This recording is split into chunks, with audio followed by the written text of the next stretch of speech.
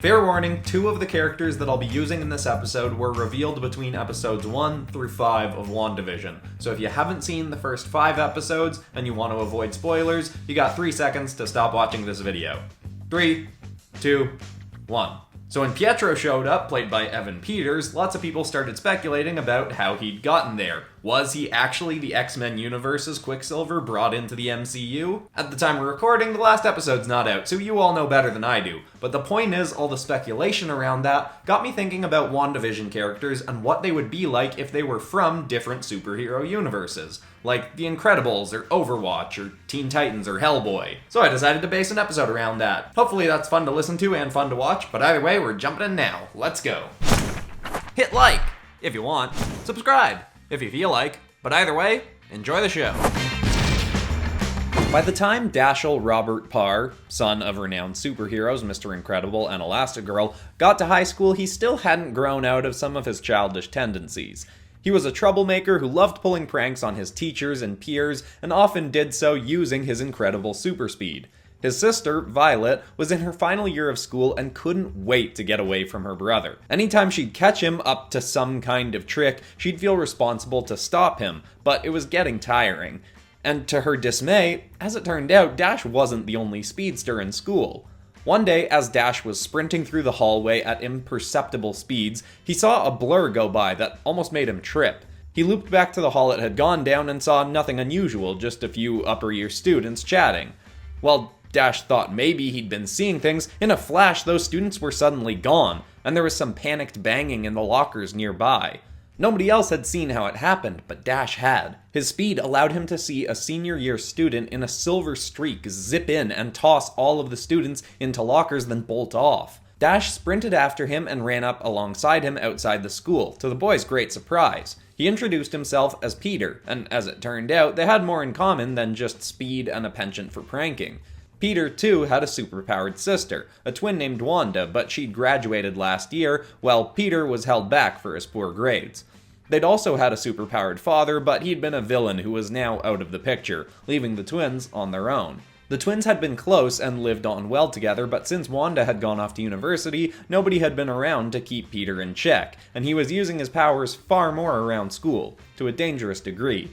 At first, Dash joined him in some of his super speed exploits, pulling more and more elaborate and daring pranks, but Violet finally stepped in once again. She told Dash that he had to stay away from Peter. He was a bad influence and he was going to get himself kicked out of school, or worse. Public use of superpowers still wasn't widely accepted and he could get in serious trouble. Dash initially refused to listen, so Violet went to their parents. Dash was grounded and told to stay away from Peter. Dash tried to sneak out a few times, but was thwarted by Violet each time. He felt like a prisoner in his own home, and he hated it. But it was better than actually being a prisoner. A few weeks after Dash's grounding, he noticed that he hadn't seen Peter around at school at all, not zipping down the hallways or anything. Turned out he'd been gone for a week, and nobody seemed concerned. Eventually, Dash got a hold of a phone number of his dad's contact at the National Supers Agency, and gave him a call to report a missing super. But turned out, he wasn't missing. The agency had taken him in for abusing his superpowers on civilians, having recklessly and carelessly injured 24 people in the span of 3 months with his antics. For the time being, he was held in a cell on agency grounds. This was the first thing that finally let the lesson sink in for Dash. He could have ended up just like Peter if his family hadn't stepped in. Suddenly, more so than ever, Dash appreciated having them in his corner, and swore to shape up his attitude. At least a little bit.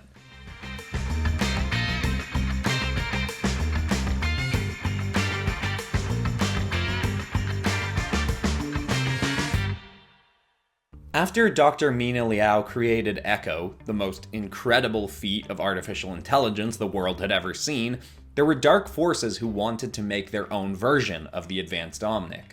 The antithesis organization to Overwatch, known as Talon, had slowly been studying Echo over their encounters with her, and they'd even sent one of their agents, Sombra, into an Overwatch base to hack their computers and gather all the information they could on the research that had gone into building Echo. Talon believed that humanity was made stronger through conflict, and they wanted the ultimate weapon to further those conflicts. Scientists and bioengineers were hired by Talon and got down to work for months trying to recreate Dr. Liao's work to make a superior AI to work for Talon, and to initial surprise, they were actually succeeding. One thing they'd lacked at first was a sufficient power source, but luckily Talon agents had hunted down shards of a rumored meteorite that had struck the Earth centuries ago. It held within it golden gems that could hold the key to infinite energy.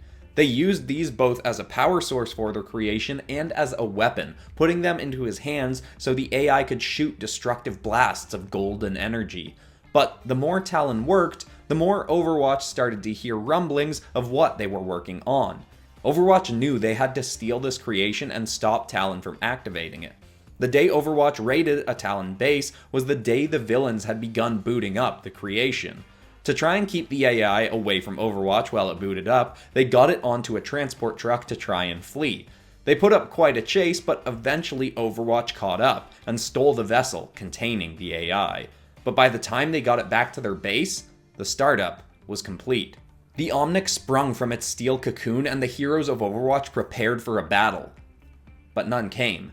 You see, even Talon hadn't fully realized what they were making. This creation had a consciousness that was a fusion of all the parts that had gone into it. There was some of Echo and Dr. Liao, along with some original AI, and finally some kind of alien consciousness provided by the gems that powered the creation. But the thing that mattered most to Overwatch was that this AI was compassionate and hadn't accepted any of the violent programming that Talon had tried to put into it. It wanted to be a hero and to fight to help make the world a better place. And so, imbued with laser shooting hands and the ability to shift its density, a new member of Overwatch was born in the AI Omnic, Vision.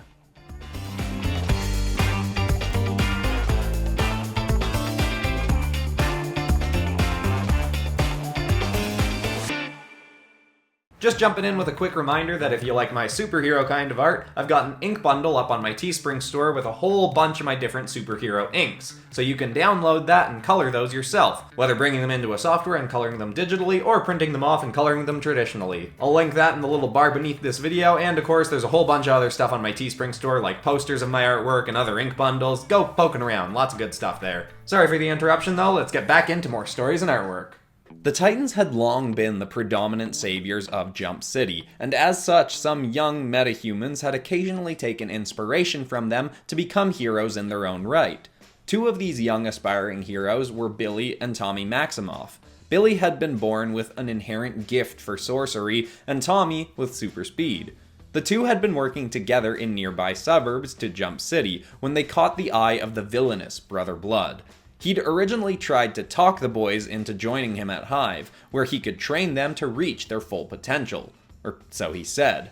Tommy had been interested, but Billy saw through Blood's facade and refused to go. He knew their reputation as villains. Tommy hadn't been willing to part with his brother, so he also turned down the offer. Unfortunately for them, Blood asking was only a formality. Blood activated his powers of hypnosis to try and force the boys to follow him. Billy's magic had made him naturally immune, but in a blur, Tommy and Blood were gone.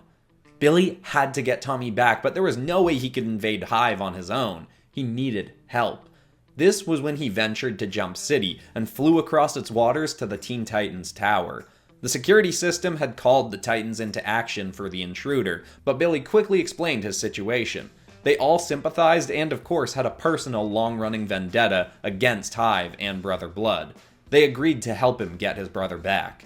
Over the course of planning the mission, Billy would get to know all of the Titans. He'd been nervous to meet them as he and his brother had based their personas off of various Titans. Tommy had made a costume similar to that of Kid Flash of the Teen Titans East, while Billy had called himself the Azarathian, inspired by Raven's origins, in spite of the fact that Billy's powers didn't come from Azarath.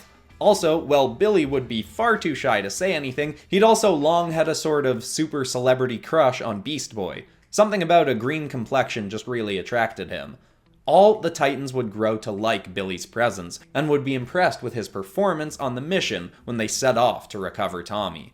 As was expected, when they got to the captive, he was still under Blood's control. The Titans did their best to fight the young hero without hurting him, while Billy did what he could to free his brother from the hypnosis. In the process, the whole hive would be alerted, and longtime Titan rivals, Jinx, Mammoth, and Gizmo, would spring into action to try and fend off the heroes. It would turn into an all-out brawl, but with Raven and Billy working in unison, they eventually managed to free Tommy's mind and transport all the heroes out of the base.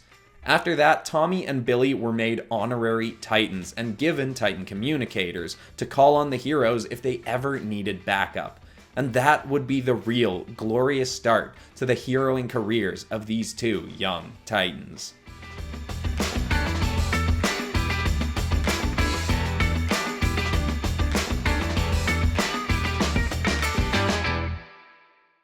During the Second World War, a menacing mystic named Grigory Rasputin tried to summon a monster from the depths of hell. With the Third Reich backing his project, he succeeded in opening a gateway, but in the midst of the summoning, Allied soldiers raided the experiment and destroyed the portal, with Grigory being sucked inside and vanishing. But soon the Allies would find that Grigory had succeeded in bringing something through the portal.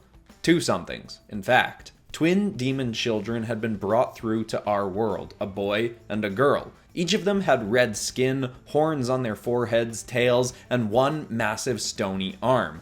The boy's was his right, and the girl her left. Professor Trevor Brutenhorn of the Bureau of Paranormal Research and Defense, or BPRD, would take the children in, both to study them and raise them. The two would grow to be somewhat rebellious but willing agents of the Bureau, helping their father track down and deal with any paranormal events that may plague the world of humans. The boy would go by the name Hellboy, and while he was gruff and occasionally hard to work with, he was good-hearted, and part of him yearned to fit in with humanity, so he'd file down his horns to little stumps. His sister, Hellwitch, would not follow suit. Hellwitch would embrace her appearance and all the powers that came with it. She had the ability to channel a demonic form at will, and in that state she had a wide array of dark magic at her disposal. While she was skilled at brawling the way her brother was, Hellwitch would normally focus on using her magic to fend off the darkness. And while their philosophies on their looks and abilities would differ, Hellboy and Hellwitch would be inseparable. They'd work alongside each other at the Bureau for decades, aging at a far slower rate than normal mortals. And when their surrogate father would eventually pass, that would only bring them closer, even deeming one day to leave the bureaucracy of the BPRD to fight supernatural forces on their own. And while not all humans would ever grow to accept them, the two would spend their lives working against the very reason they'd been created. They'd been destined as the right and left hands of doom to bring destruction to the world of humans. Instead, they'd be mankind's greatest protectors.